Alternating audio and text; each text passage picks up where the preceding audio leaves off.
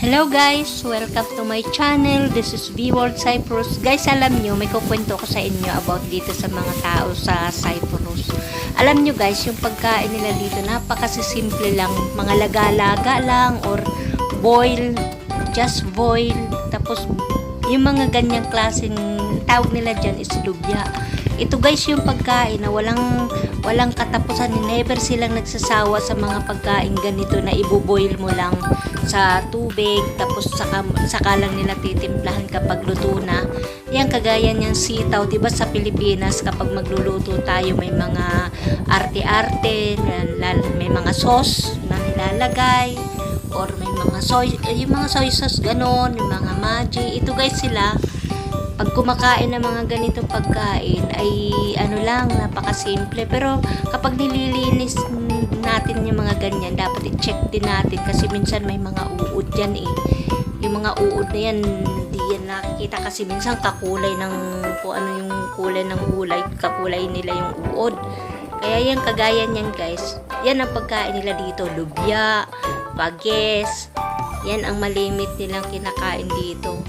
Tayo, mga Pilipino, kumakain tayo ng mga ganyan pero hindi palagi, parang pinakaano na natin yan nila dito, yung parang yung buo na yung araw nila pag kumain sila ng ganyang kasimpleng pagkain.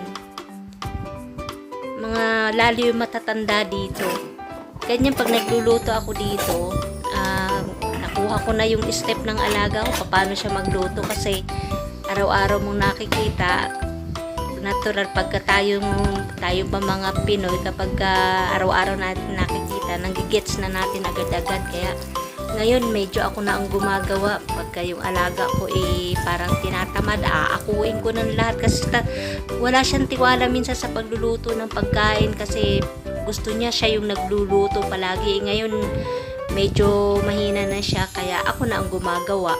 Kaya yung pagluluto na yan, napakasimple lang. Boil lang. Lemon yan guys, lemon. Yan. Boil only. Tapos yung partner niya guys is ganyan, tuna. Yan ang kapartner niyan. Minsan pritong dilis or pritong isda. Ako naman guys, tuna ang malimit na partner ko dyan.